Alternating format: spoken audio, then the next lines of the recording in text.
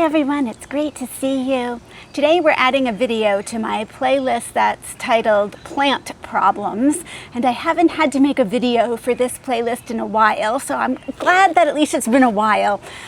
You know how it is when you go out and you look at a plant and it's like, oh my goodness, I didn't think I had to worry about this year, but I do have to worry about this particular problem.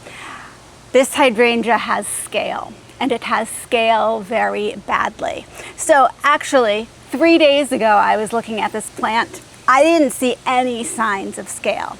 Last couple days, I haven't been out in the garden as much. I sat down next to this plant this morning, and you really can't miss it. There are tons, whoops, as I break off leaves, of these little white furry things on the undersides of its leaves and on its stems. They are disgusting. This is scale. Now there are many different varieties of scale. I Googled a whole bunch of pictures, and this was one of the pictures that came up. And they start this kind of fluffy white look, and then they grow a hard shell over the fluffy white, and that hard shell, which is kind of brownish, they lose their legs and they stick their sucker into your plant, and they just live there stationary for the rest of their life, sucking the life out of your plant. Scales are named that because they supposedly look like fish scale, and boy, when they're down on the bark of the tree, I honestly don't think I would have noticed. They just look like bumpy bark. So if you notice a plant isn't doing really well, it could be because of this, or if you're like me, you're walking around and you see it, you do need to address it because it will cause your plant to suffer. Now, if you only see 1 or 2 little scales, you don't panic. You can squish them before they get their hard covering. So you can just take your finger. I mean, they don't run away. That's the good thing compared to some things that can jump or walk. They just sit there and you squish them, and they're kind of sticky and it's disgusting. So you can just get rid of them that way. The problem with a plant like this is it's thoroughly infested, like scale everywhere. And when I look at the actual branches, there's all the hardened ones here that you can't just spray with neem oil and they disappear. Now at this white stage, probably neem oil is your best bet. The neem oil will take care of them, or if you have the soft-bodied scale, but I have the hard-bodied scale here.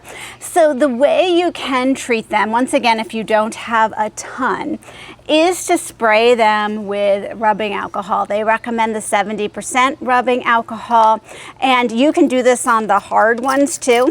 This will kill them on contact. It just dries their little bodies out. And it will go actually, and there's a bug walking across the lens around the edge.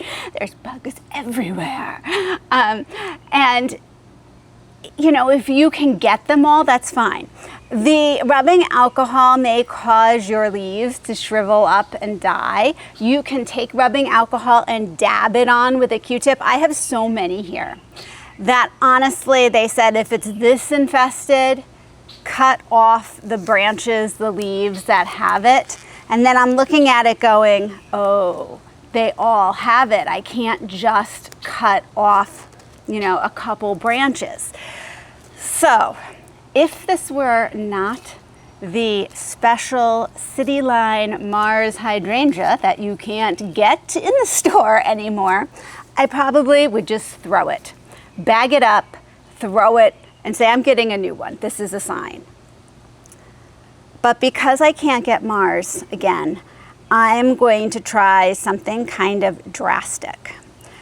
And you're going to be along with me to see what happens. We know that some plants, you know, plants want to live, can be pruned back pretty hard. I'm going to say this baby is not going to bloom this year. And I am going to cut it all the way back, spray the base, And I could use a real strong systemic poison in the dirt, but I don't really want to do that. So I'm just going to spray some of the rubbing alcohol and neem oil on the base and see if I can get it to come back from its roots. This is a 4-year-old plant, so it should have a pretty good root base here. So we'll see what happens. Now, they also recommend that you take a month or so and you quarantine your plant away from other plants. The scale spreads when once they've just hatched. They do have legs. They're very, very tiny, and you usually don't see them then. And, that's not really the stage that this is at, and I have a small enough yard, it's really hard to quarantine anything. I'm gonna put it maybe on the other side next to some other hydrangeas. I don't know. I think for me, it's gonna be really try to get rid of them. I did notice right away that this hydrangea that was touching it has some. This is not a special hydrangea. So I'm thinking I'm just gonna get rid of this one. And then I'm looking at the other plants here. Like my hosta has just a few. I can get rid of those, keep the hosta. I looked at the other hydrangea in the yard. The rest seem okay. So if I can take care of this now, hopefully we will be all set. Before I completely chop everything down, I am going to show you what this looks like out of the bag. So you can see that in this video, and I'm also going to take this portion of the video and make a second video. If you're a bag in the pot person, this is why we keep our hydrangeas in a bag. Are you ready? I'm gonna cut it off because I'm gonna put some new soil around here too that is not contaminated, and see if we can get this really growing well. Oh, look at how beautiful this is. Okay, let me put my gloves back on because I'm gonna be touching those little critters. From everything I read, the scale didn't say it was like in the soil, but I can tell like there's one here on the bag. So I'm thinking get rid of the bag too.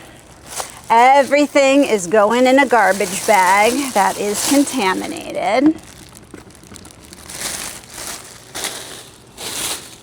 Okay, so as I pull this back, you're going to see that these roots, here it is, 4 years in the bag. And I get a lot of people who say, how long can you leave one of these hydrangeas in a bag? Because you know how it is at the end of the season when you go shopping and you see these root balls that are all, tangled together. Look at how beautiful this is.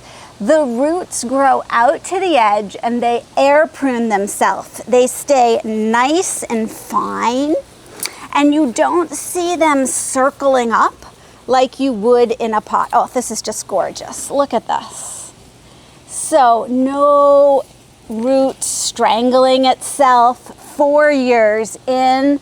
I love that. That's the benefit of the bag that you're keeping it in. That looks so good. And since we're going to get rid of this one, I'm going to do a little comparison for you. Just move that over there. I always make a mess, don't I? Okay. Now here's the one that we're just going to get rid of. This one has been in the pot for 2 years, so significantly less. I don't know if it's root bound or not, but we're going to find out. This is not in a bag. This is in just a resin pot with a daylily and a hosta, and we're gonna I like to try to smush it so it comes away. I also left them kind of dry. Okay, here's the difference. This one, only 2 years in and not 4, you're starting to see the roots wrap around. So if I had left it 4 years, you can imagine how we're going to continue to have that wrap and really cut off the growth that it can make. This is much healthier with those little tiny roots that have been air pruned, as opposed to the ones that grow up right against the edge of the pot. Let's take a look at this side. Yeah, and you can just see it starts to wrap around rather than branching delicately out. So I am going to take my hosta off. I'm going to take this daylily off. We're going to get rid of the other part. I just need to grab my spade.